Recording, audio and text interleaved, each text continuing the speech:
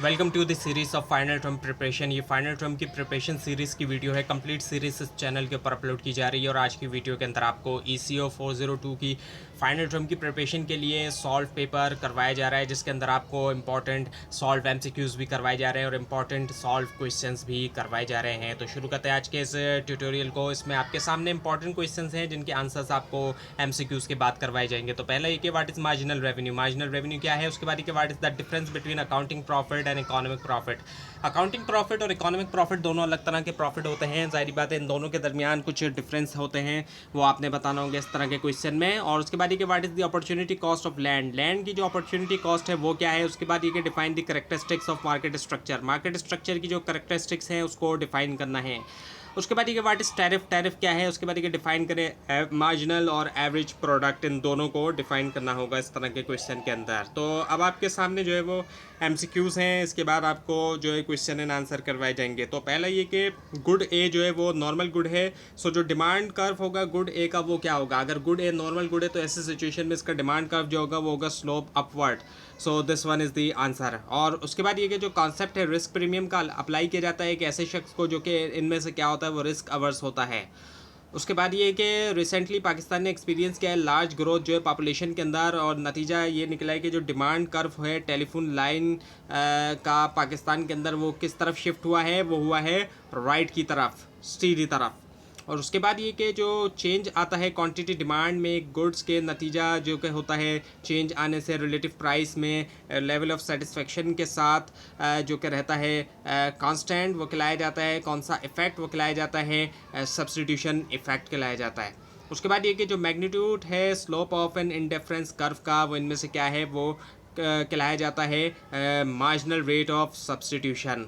उसके बाद ये कि बोइंग कॉरपोरेशन और एयरबस इंडस्ट्रीज़ जो है ये सिर्फ दो ही प्रोड्यूसर हैं लॉन्ग रेंज कमर्शियल एयरक्राफ्ट के।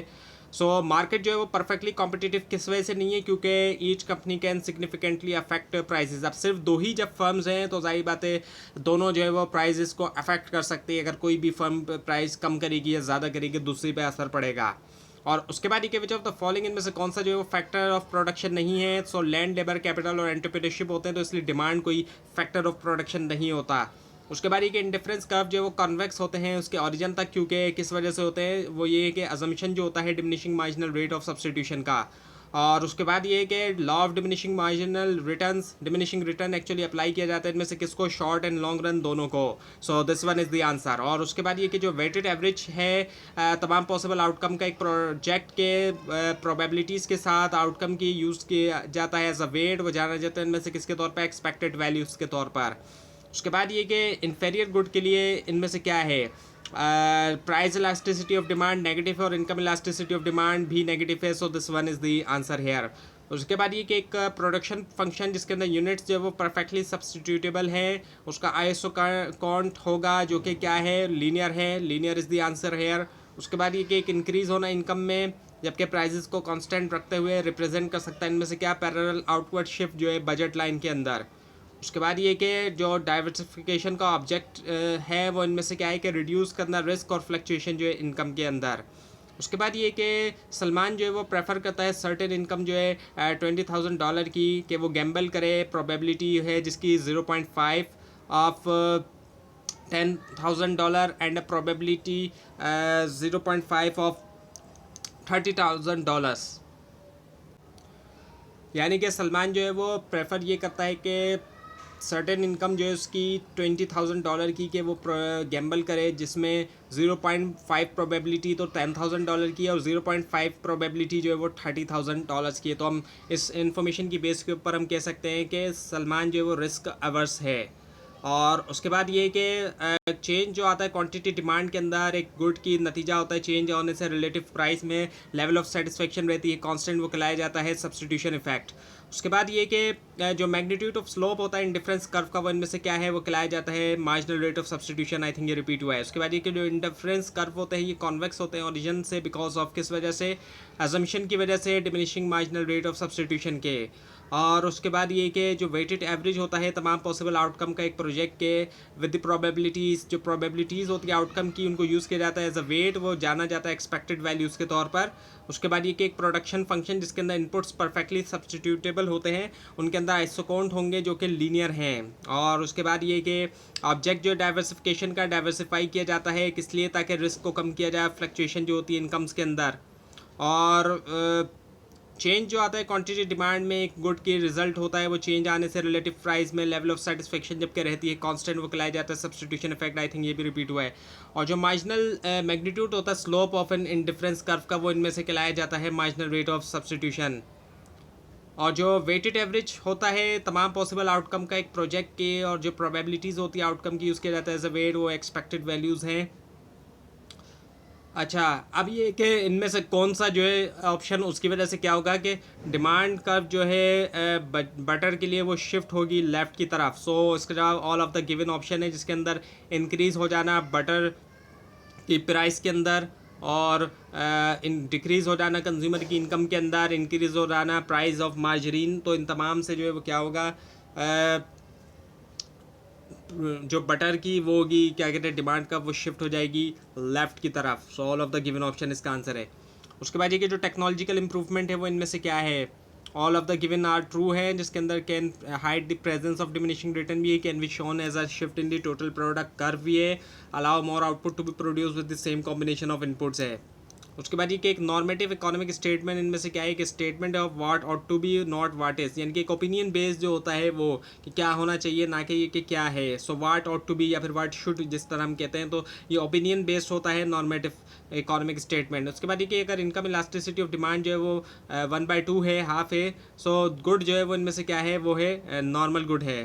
और उसके बाद ये कि what happens in the market, market के अंदर क्या होता है एयरलाइन ट्रैवल के लिए, जब प्राइस जो है ट्रैवलिंग के लिए बाय रेल के ज़रिए, यानी कि रेल के ज़रिए जो ट्रैवलिंग की जाती है उसके अंदर कमी आती है, तो ऐसे सिचुएशन में क्या होता है कि डिमांड कर्व जो है वो शिफ्ट कर जाता है लेफ़्ट की तरफ। उसके बाद ये कि एक परफेक्टली कॉम्पिटिटिव मार्केट के अंदर क्या होता है, एक ऐसी मार्केट जहाँ पे जारी बात है बहुत सारे सेलर और बायर होते हैं, तो कोई भी जो सिंगल बायर या सेलर होता है वो सिग्निफिकेंटली तौर पे अफेक्ट नहीं कर सकता मार्केट प्राइस को, क्योंकि बहुत सारे बायर्स और सेलर होते हैं।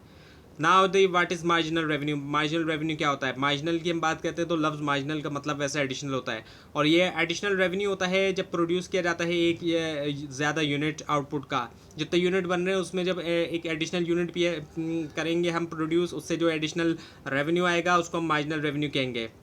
और इसी तरह मार्जिनल कॉस्ट भी होती है, फिर जब एडिशनल कॉस्ट आती है प्रोड्यूस करने के लिए, जब एक ज़्यादा यूनिट प्रोड्यूस किया जाता है। उसके बाद ये what is the difference between accounting and economic profit, accounting profit तो सिंपल होता है कि टोटल रेवेन्यू में से हम एक्सप्लिसिट कॉस्ट को माइनस कर देते हैं, लेकिन इकोनॉमिक प्रॉफिट हासिल करने के लिए हमें टोटल रेवेन्यू में से हम एक्सप्लिसिट के साथ इम्प्लिसिट कॉस्ट को भी हम माइनस करते हैं। तो इकोनॉमिक प्रॉफिट जो है वो उसके अंदर हमें इम्प्लिसिट कॉस्ट को भी हमें माइनस करना होता है, क्योंकि इसके अंदर अपॉर्चुनिटी कॉस्ट वगैरह भी आ जाती है। उसके बाद ये कि what is the opportunity cost of land, opportunity cost of land क्या मतलब ये होता है कि वो रेवेन्यू जिसको हासिल किया जा सकता है लैंड ऑनर के ज़रिए, यानी लैंड ऑनर करते हैं, लैंड ऑनर हासिल करते हैं कुछ इस तरीके से कि रेंट कर देते हैं उसको किसी दूसरे को, इसके बदले के वो खुद यूज़ करें। और अगर हम बात करते हैं कि defining the structures of market structure, sorry हाँ यही है, करेक्टरिस्टिक्स ऑफ मार्केट स्ट्रक्चर, जो मार्केट स्ट्रक्चर की करेक्टरिस्टिक्स होती हैं, different market structure it's perfect competition monopoly वगैरह। सो मार्केट स्ट्रक्चर में क्या होता है कि नंबर ऑफ फर्म्स होती हैं मार्केट या इंडस्ट्री के अंदर, यानी कि डिफरेंट मार्केट्स के अंदर डिफरेंट नंबर्स ऑफ फर्म्स होती हैं, कहीं पे ज़्यादा तो कहीं पे कम। एक्सटेंट ऑफ बैरियर, इनके किस हद तक बैरियर्स हैं, कहीं पे ज़्यादा कहीं पे कम बैरियर्स होते हैं। नेचर ऑफ प्रोडक्ट, कहीं पे होमोजीनियस प्रोडक्ट होती हैं तो कहीं पे हेट्रोजीनियस होती है। And degree of control over prices, किस हद तक प्राइजेस के ऊपर कंट्रोल होता है, एक फर्म किस तरह अफेक्ट कर सकती है प्राइस को। उसके बाद के व्हाट इज़ टैरिफ, टैरिफ क्या होता है, इम्पोर्ट टैक्स होता है जिसको गवर्नमेंट लगाती है, और जाहिर बात है ये इसी वजह से लगाती है ताकि इंपोर्ट्स को डिस्करेज किया जाए, और हर गवर्नमेंट का यही टारगेट होता है कि इंपोर्ट्स को डिस्करेज किया जाए ताकि अपने मुल्क की जो इकॉनमी है उसको प्रोटेक्ट किया जा सके, अपने मुल्क के जो डोमेस्टिक प्रोड्यूसर्स होते हैं उनको प्रोटेक्ट किया जाए। असल मकसद टैरिफ का यही होता है। गवर्नमेंट के लिए रेवेन्यू का काम करता है वो तो अपनी जगह है ही, लेकिन जो इसका प्राइमरी पर्पस होता है वो डोमेस्टिक प्रोड्यूसर्स को प्रोटेक्ट करना होता है फॉरेन जो जाहिर बात है कॉम्पिटिटर हैं उनसे। उसके बाद ये define marginal and average product. So average product जो होती है पर यूनिट प्रोडक्शन होती है एक फर्म की, और इसका फार्मूला ये होता है कि टोटल प्रोडक्ट को हम डिवाइड कर देते हैं वेरिएबल इनपुट से, जबकि मार्जिनल प्रोडक्ट जो है वो आउटपुट होती है, ऐसा आउटपुट होता है जिसको प्रोड्यूस किया जाता है one more unit of given input से। तो ये थी आज की वीडियो। आपको इस बारे में कोई क्वेश्चन है, खास तौर पर इसमें कोई मिस्टेक दिखाई दे, ज़रूर हाईलाइट कीजिए। और इस पूरी सीरीज़ को देखने के लिए और फाइनल टर्म एग्जाम्स की प्रिपरेशन के लिए इस चैनल को सब्सक्राइब कीजिए, बेल आइकन के ऊपर क्लिक कीजिए। Thanks for watching this video and best of luck for your exams.